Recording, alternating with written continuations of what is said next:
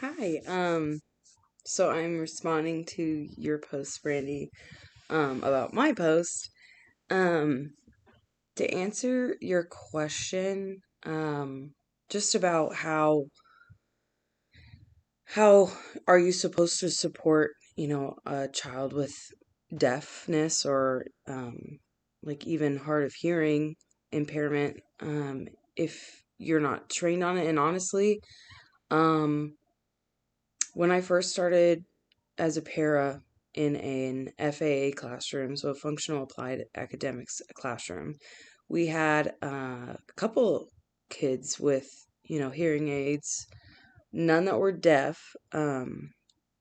But it was, I didn't know what to do with that kid. I wore the lanyard with I can't even remember what it's called. Um, but it was to help, your voice go to their earpiece. And honestly, nobody trained me on it. Like, it was like, hey, have this, like, and then you can talk to the kid. Um, but the funny thing, I watched your initial post as well as your reply to me, and it got me thinking about how they did make a special program. Like in the first video, they made a special program for kids like this with hearing impairments and deafness.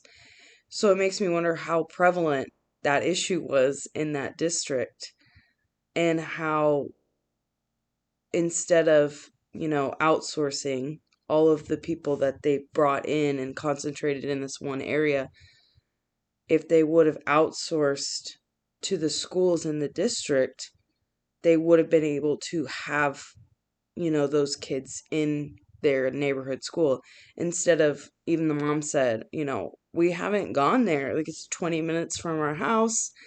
um and so it wasn't um free appropriate public education in the least restrictive environment at all, because he wasn't in his neighborhood school, which is what you said.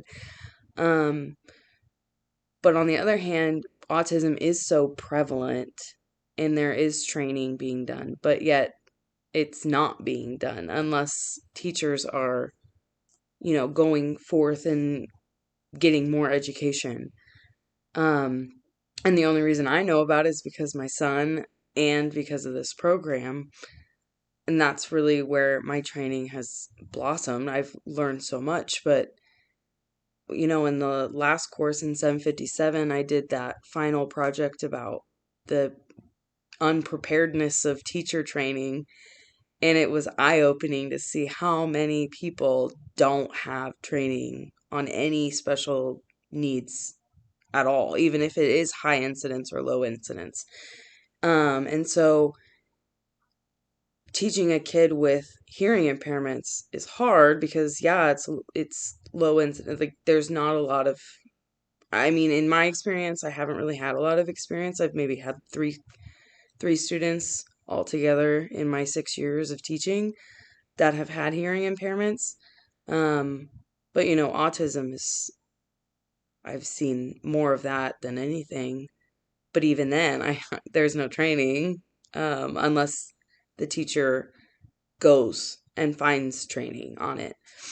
So yeah, I don't know the answer to that either.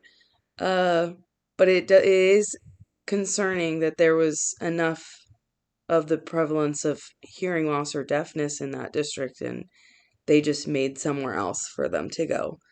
It kind of brings us back to that time where we were reading about the, I want to say, like, the isolation. So like the place, the special schools that they would send these kids to, it kind of seemed like that. And yeah, I don't know the answer to that. I just think that right now teachers are having to find their own professional development, and it's not being provided like it should be. So I hope I answered your question. Thanks.